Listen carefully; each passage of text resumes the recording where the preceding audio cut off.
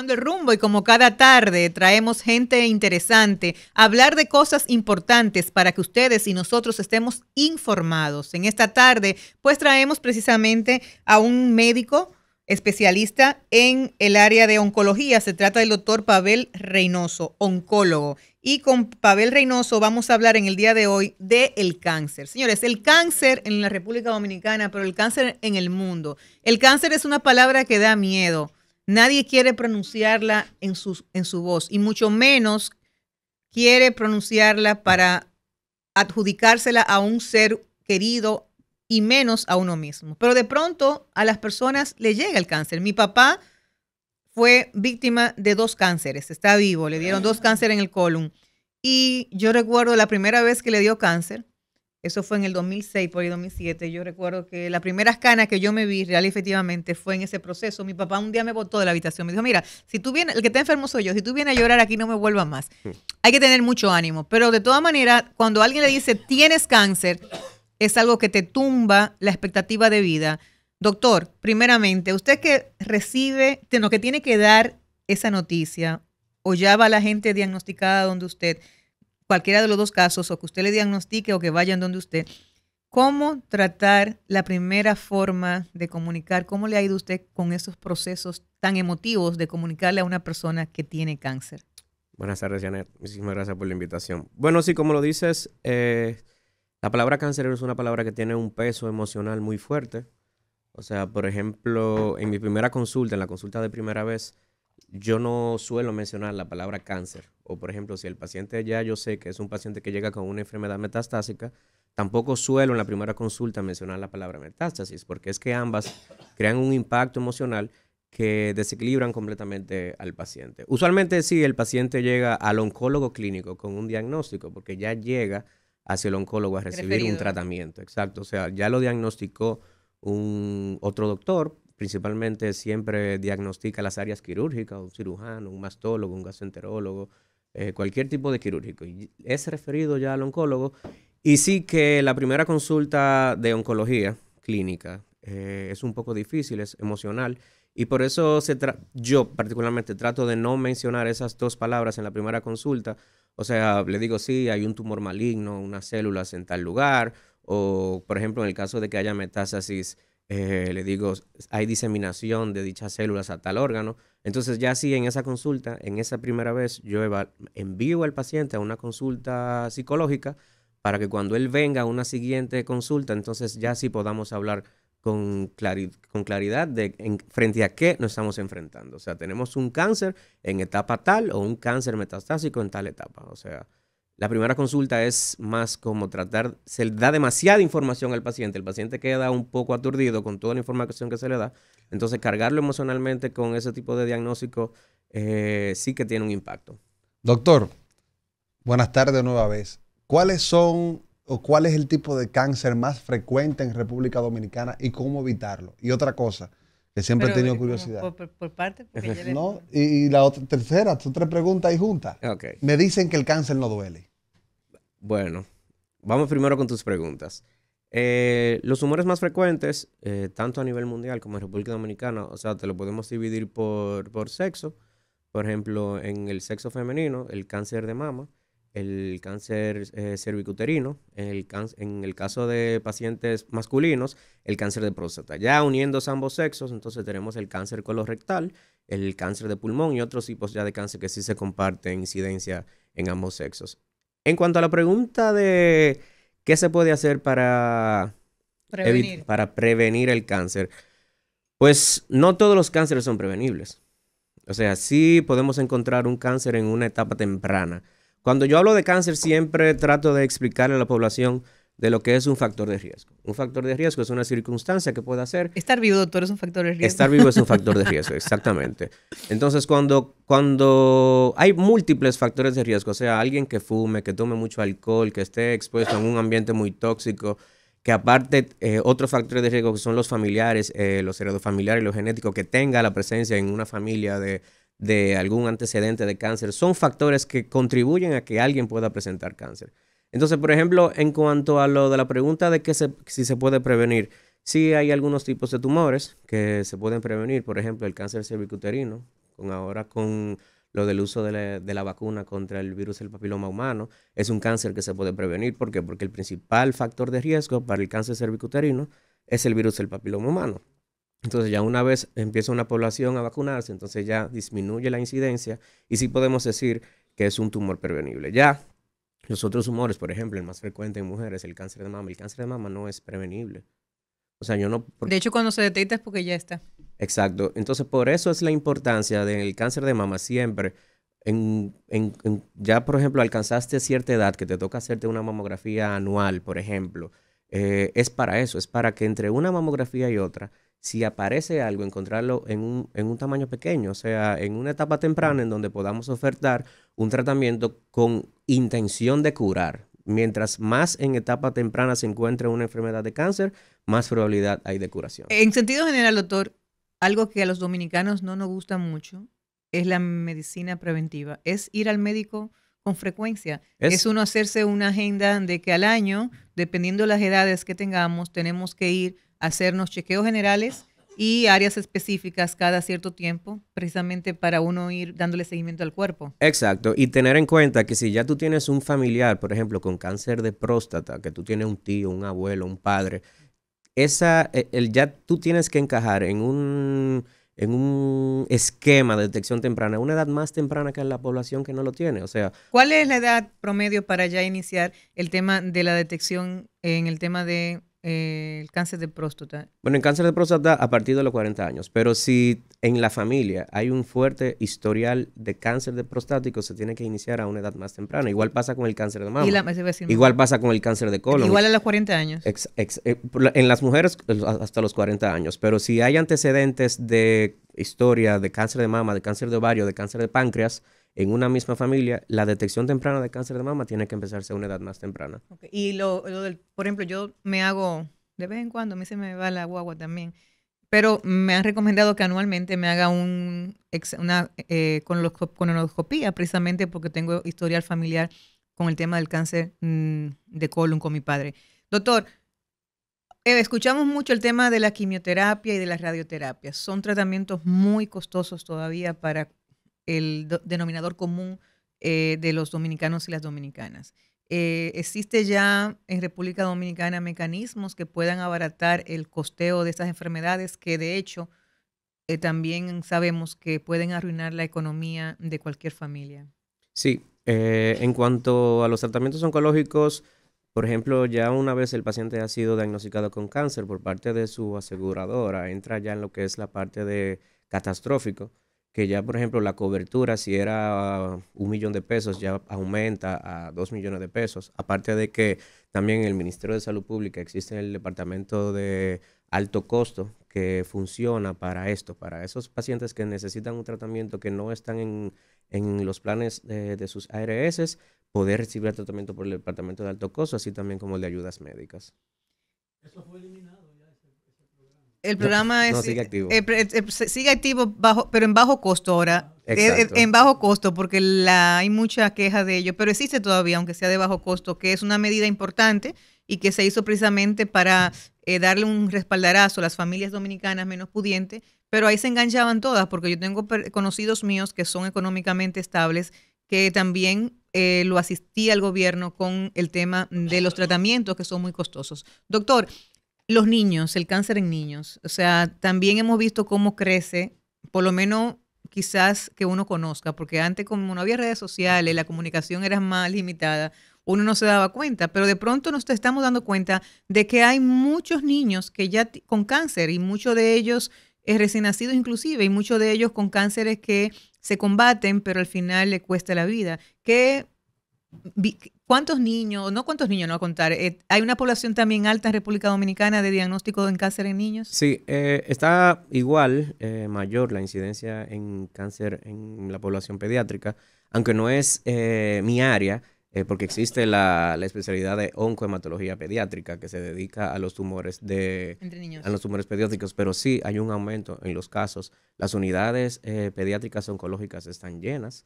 Es en realidad preocupante el hecho de la incidencia tan alta que estamos viviendo de tumores en niños pediátricos. Y una pregunta así feminista mía. ¿La población femenina y masculina está más o menos igual o hay mayor incidencia de cáncer en hombres que en mujeres o en mujeres que hombres?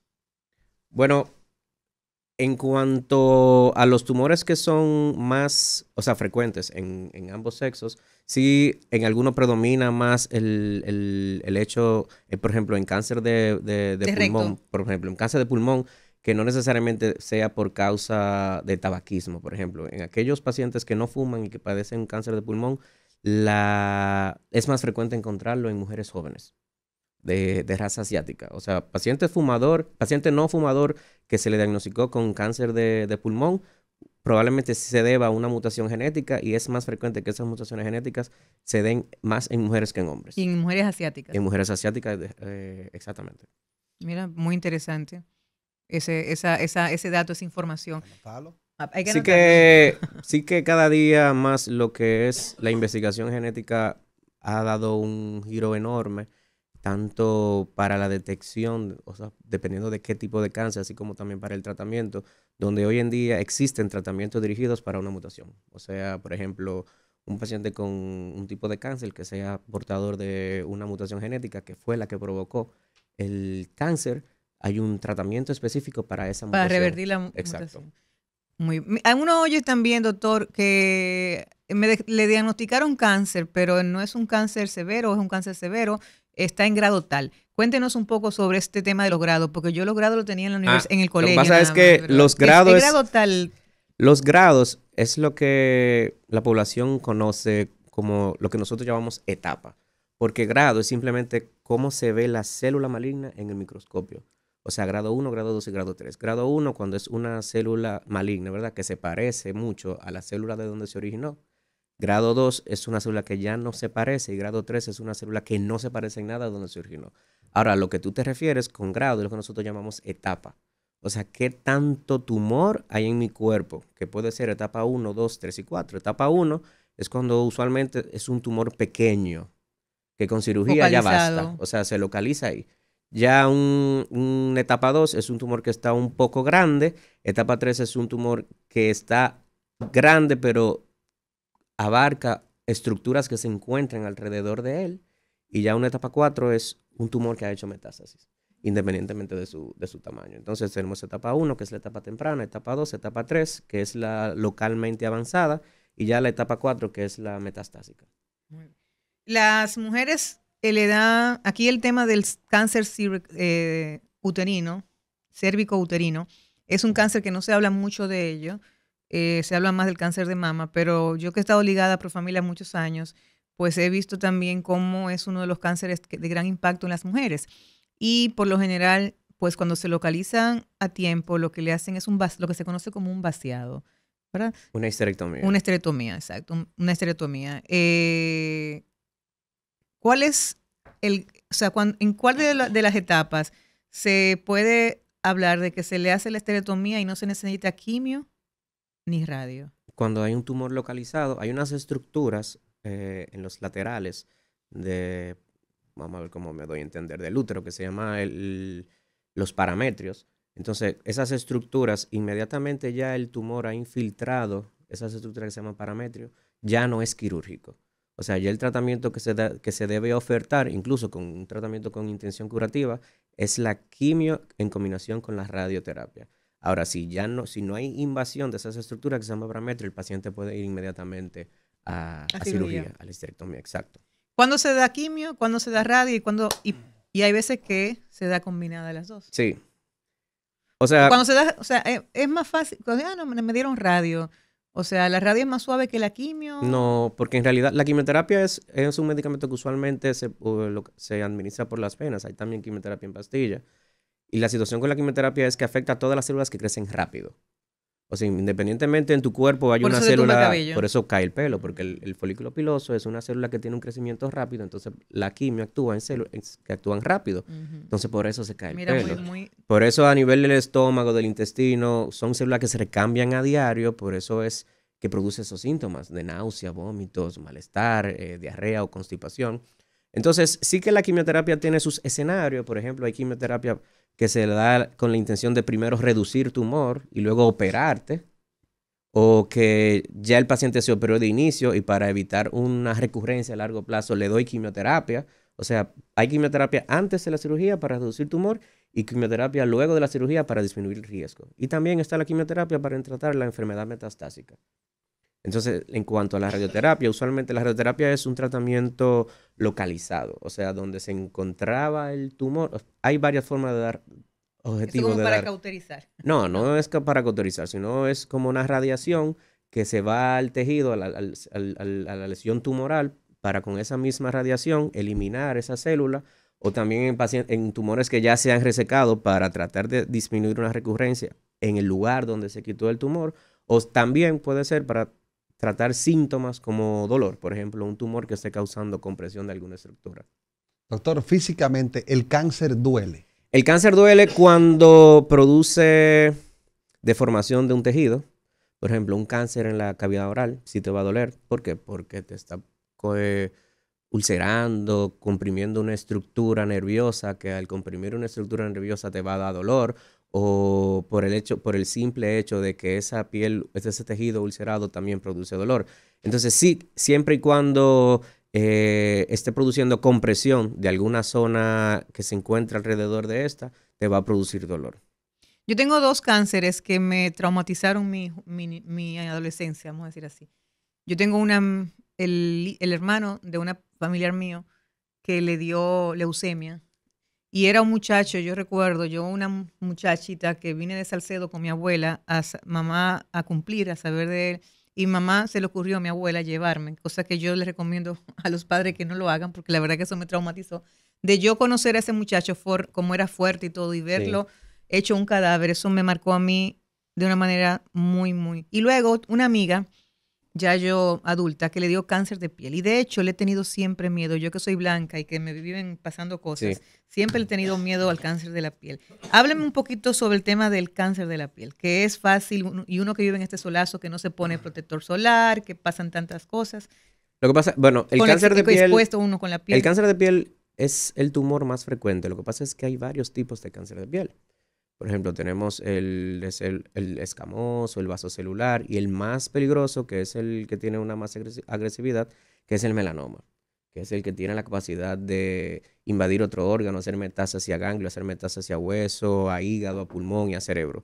Pero esos tumores que son, dígase, que tienen un comportamiento sí que es cierto, podríamos llamarlo benigno, porque lo que hacen es que esos cánceres de piel como son el vasocelular o el epidermoide de piel, que simplemente con el hecho de resecarla, hacer una resección local amplia, ¿verdad? Ya es tratado. No es que esos tipos de tumores, esos 2 en específico, van a producir alguna metástasis, nada por el estilo, pero sí que el principal factor de riesgo desencadenante, sea del melanoma como de los no melanomas, es la exposición de la radiación ultravioleta. Entonces, por eso es la importancia de hacer todo eso posible, de exponernos de una forma continua a la luz ultravioleta del sol, usando protector solar, que si trabajo en sol, usar un sombrero, usar ropa que me cubra completo, disminuyendo el riesgo, porque es el principal factor de riesgo, la exposición de la luz ultravioleta. Hemos estado hablando con el doctor Pavel Reynoso. Pavel, definitivamente qué bueno también uno conocer profesionales de las áreas que saben comunicar, porque la verdad que no los dominicanos, los seres humanos creemos tanto en los médicos que ustedes nos recetan una medicina con unos garabatos que uno no entiende. Uno ni le pregunta qué, va y lo compra.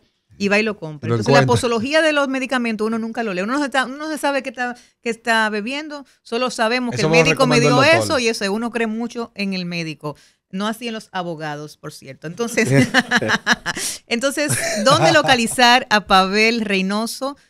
¿Cuáles son tus redes sociales y cómo cualquier persona que nos esté escuchando que quiera pues hacer una consulta contigo? Bueno, pues estamos en Intracare Center. Es un centro ubicado en la Jiménez Moya, esquina El Recodo. Ya inmediatamente ¿Hasta pasamos. ahí mismo? Sí, exacto. Ya la Churchill, después de que bajamos ahí la 27. Me pueden buscar ahí mismo en las redes sociales de Intracare Center. Vayan a Instagram, denle a seguir y vean todo el contenido bonito que hemos creado para todos ustedes. Bueno, pues muchas gracias, el doctor Pavel Reynoso, por acompañarnos esta tarde. A ustedes no se muevan, vamos a una pausa, pero volvemos tomando el rumbo.